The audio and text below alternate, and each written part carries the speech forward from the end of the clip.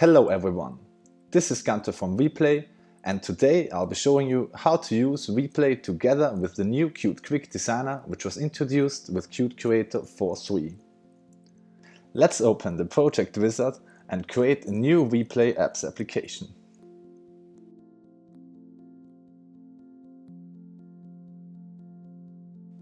I'll call it Replay Designer.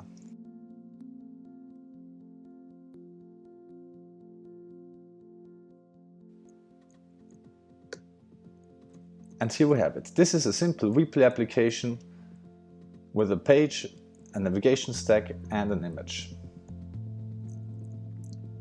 First of all, let's remove all the code that we have here, because we don't want to use the code editor, we want to use the designer.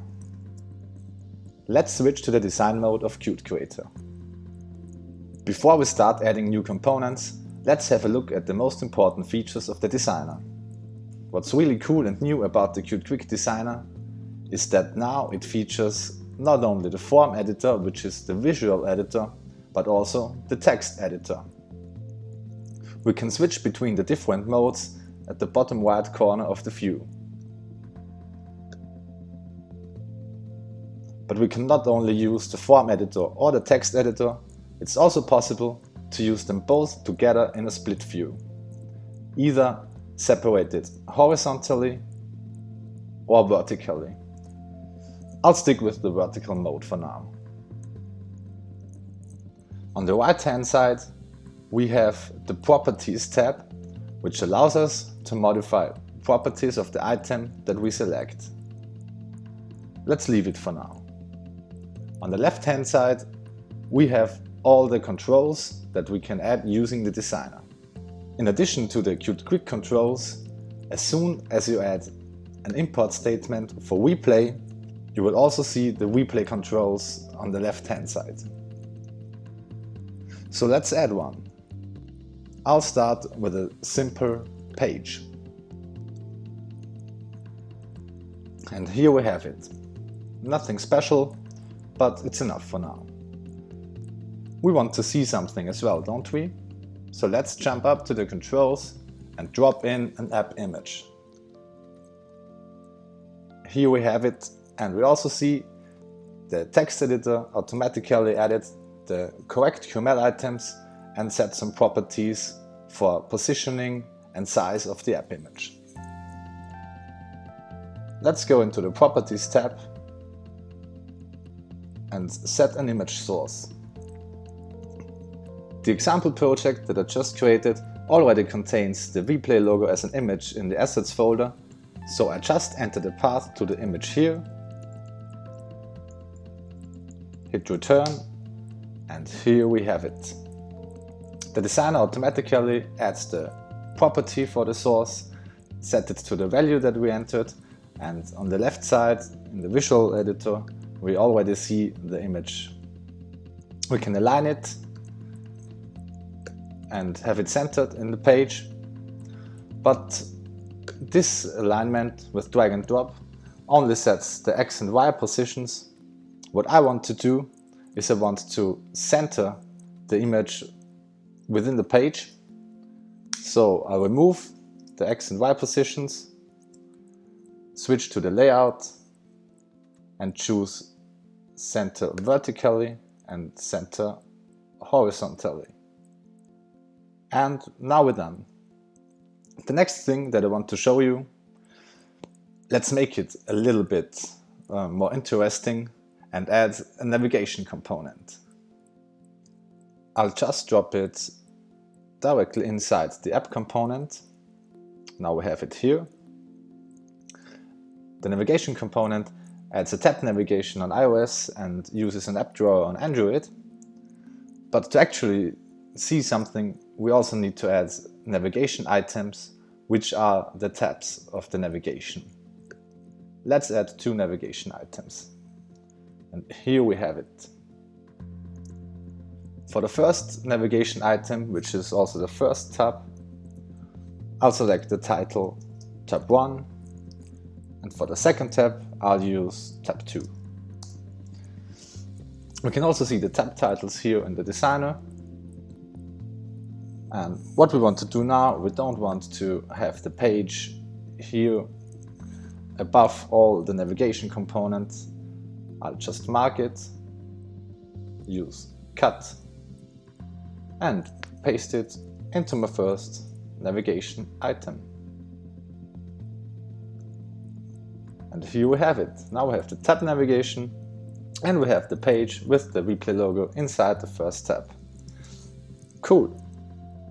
Another very important component for replay apps is the navigation stack. Let's drop one in our first tab of the navigation.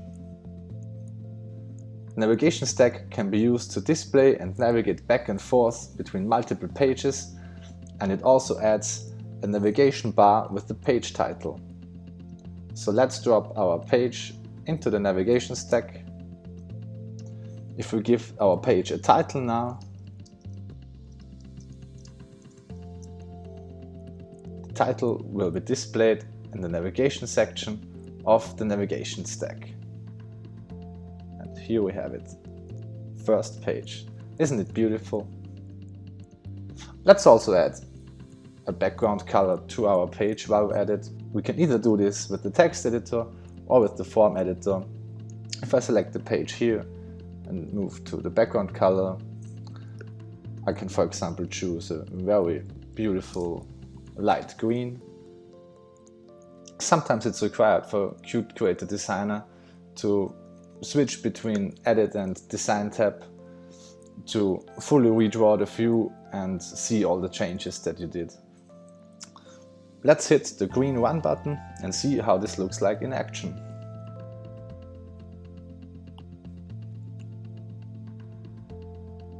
And here we have the desktop version of the mobile app that we're building. In the resolution menu on top, we can select different devices, for example, an iPhone 6. And with the theme selection, we can view how it will look on Android and on iOS. Quite cool, right? Let's move on and add a second page. I want to add the second page as a new QML item, so just select New and choose Replay Apps page. And here we go. I'll just name it second page.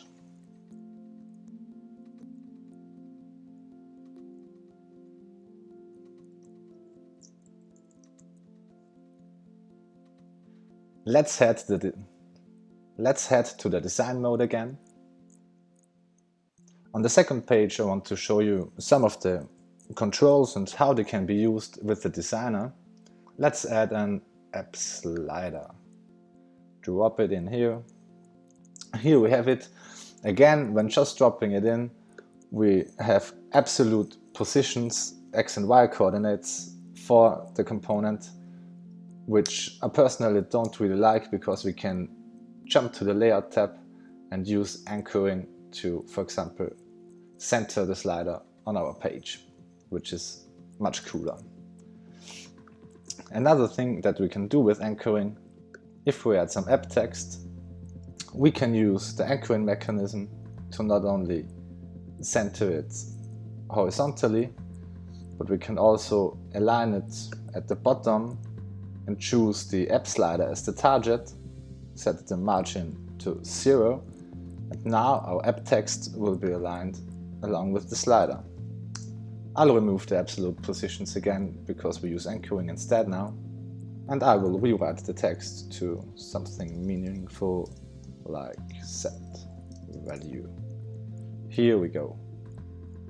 We can also drop in another app text, select it, jump to the layout, center it horizontally, anchor it at the top, choose the app slider, set the margin to 0, and now we have the second text just below the app slider. For the second text, I'll quickly jump into the text editor and set the value to app slider.value, which magically displays the value of the slider. Currently it is 0, but we can also increase it and set it to, let's say, 0.5 by default. And the text automatically goes along with it, not only in the designer, but this will also work in the final application then. We are almost done here.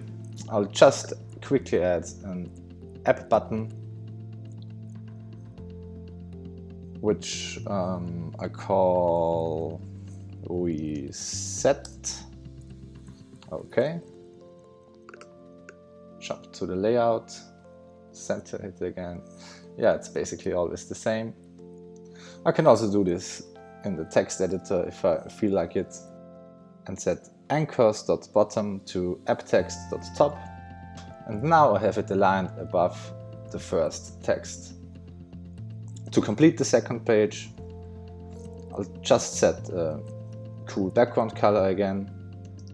Actually, I'll use a theme.colors.secondary background color. The theme is a global type by replay, which allows to add native styling to your application. For example, the theme color's secondary background color has a different color on iOS, Android or desktop platforms, which will give your application a native look and feel. To finish up this page, I will also add some logic to our button, so that when it is clicked, I'll change the slider value to 0 again. And now I'm done with my second page, so I'll go to the main page again,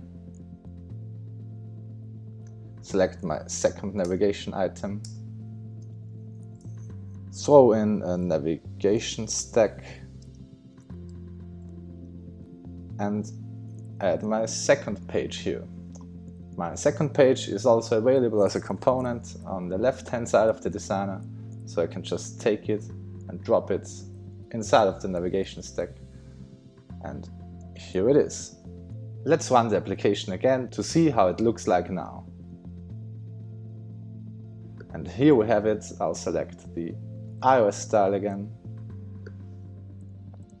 choose the second tab, and here we have it. I can change the value, the text automatically adapts. I can hit the reset button and it's reset to 0. On Android, on the other hand, we see the Android styling of these controls. One thing that's bugging me a little bit now is that we don't have icons set for our navigation items. So I'll quickly jump into the text editor and add icons, for example, a simple circle for the second tab and a home icon for the first tab. Let's run the application again and see how it looks now. And here we have it. Two beautiful tabs with icons. If we switch to the Android styling, we have a navigation drawer with our two tabs. And on the iOS styling, we have our tab navigation. And that's it for this quick introduction about using replay together with the Qt Quick Designer. I hope you enjoyed it and see you again next time.